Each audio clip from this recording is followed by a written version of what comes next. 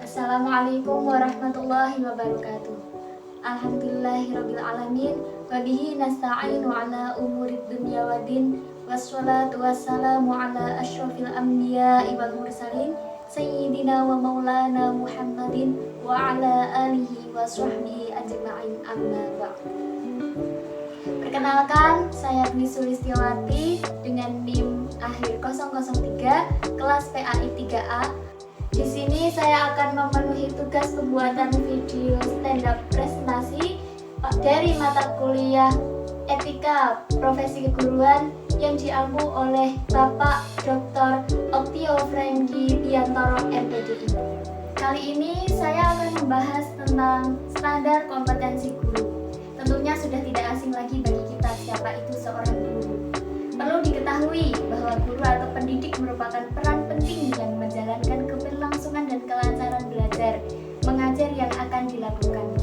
Peran guru diantaranya membantu peserta didik untuk membangun sikap positif dalam belajar, membangkitkan rasa ingin tahu, mendorong kemandirian, memunculkan motivasi dalam dirinya dan menciptakan kondisi-kondisi untuk sukses dalam belajar. Oleh sebab itu, selain terampil mengajar, seorang guru juga memiliki ilmu dan pengetahuan yang luas, bijak, dan mampu bersosialisasi dengan baik. Memiliki kompetensi yang cakap bagi guru adalah suatu kewajiban. Hal ini dikarenakan kualitas yang dimiliki oleh guru akan mempengaruhi pula kualitas sekolah di mana ia mengajar, dan juga mempengaruhi hasil proses belajar dan mengajar yang diterima oleh peserta. Langsung saja kita ke pembahasan apa saja standar kompetensi guru. Yang pertama, kompetensi pedagonis. Kompetensi pedagonis adalah kemampuan mengelola pembelajaran peserta didik yang meliputi pemahaman peserta didik, perencanaan dan pelaksanaan pembelajaran, evaluasi hasil belajar, dan pengembangan peserta didik untuk mengaktualisasikan berbagai potensi yang dimilikannya. Sedangkan Paulo Freire berpendapat bahwa kompetensi pedagonis itu meliputi kemampuan antara lain memahami peserta didik, merancang pembelajaran, termasuk memahami landasan pendidikan untuk kepentingan pembelajaran, melaksanakan pembelajaran, merancang dan melaksanakan evaluasi pembelajaran, serta mengembangkan peserta didik untuk mengaktualisasikan berbagai potensi yang dimilikinya. Secara pedagonis, kompetensi guru dalam mengelola pembelajaran memang perlu mendapat perhatian yang serius, karena akan menentukan keberhasilan proses belajar mengajar atau PBM. Dalam pemahaman terhadap peserta didik, setidaknya terdapat 4 hal yang harus dipahami oleh seorang guru, antara lain tingkat kecerdasan, kreativitas, kondisi fisik, dan pertumbuhan serta perkembangan kognitif. Dalam perencanaan pembelajaran, sedikitnya mencakup 3 kegiatan, yaitu identifikasi kebutuhan, perumusan dan identifikasi kompetensi dasar, serta penyusunan program pembelajaran. Guru juga harus memiliki kompetensi untuk melaksanakan pembelajaran yang mendidik dan dialogis. Hal ini berarti bahwa pelaksanaan pembelajaran harus berangkat dari proses dialogis antar sesama subjek pembelajaran sehingga melahirkan pemikiran kritis dan komunikatif. Karena tanpa komunikasi yang baik, maka tidak akan ada pendidikan yang sejati. Dalam pembelajaran, tugas guru yang paling utama adalah mengkomunikasikan lingkungan agar menunjang terjadinya perubahan perilaku dan pembentukan kompetensi peserta didik.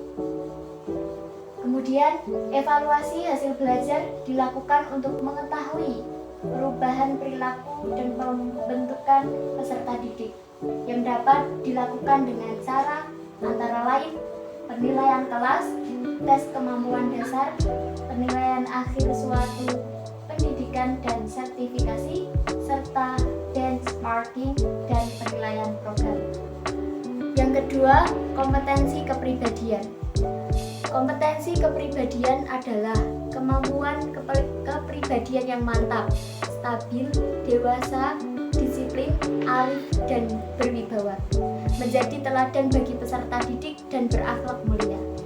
Sedangkan menurut M. Amai bahwa kompetensi kepribadian meliputi kemampuan antara lain: pertama, memiliki kepribadian yang mantap dan stabil. Kedua, memiliki kepribadian yang dewasa. Ketiga, memiliki kepribadian yang arif. Keempat, memiliki kepribadian yang berwibawa. Dan yang terakhir, memiliki akhlak mulia dan dapat menjadi teladan. Kepribadian guru memang memiliki andil yang sangat besar terhadap keberhasilan pendidikan, khususnya dalam kegiatan pembelajaran, karena akan mempengaruhi pertumbuhan, perkembangan, dan pembentukan kepribadian. Manusia merupakan makhluk yang suka mencontoh, termasuk mencontoh pribadi gurunya sebagai teladan. Oleh karena itu, wajar ketika orang tua mendaftarkan anaknya ke suatu sekolah akan mencari tahu terlebih dahulu siapa guru-guru yang akan membimbing dan mendidik anaknya. Di samping harus memiliki kepribadian yang mantap, stabil, disiplin, arif, dan dapat menjadi teladan bagi peserta didik dan berakhlak mulia, maka seorang guru juga dituntut bagaimana dapat memiliki dan menemukan kewibawaannya sebagai seorang pendidik di depan peserta didiknya.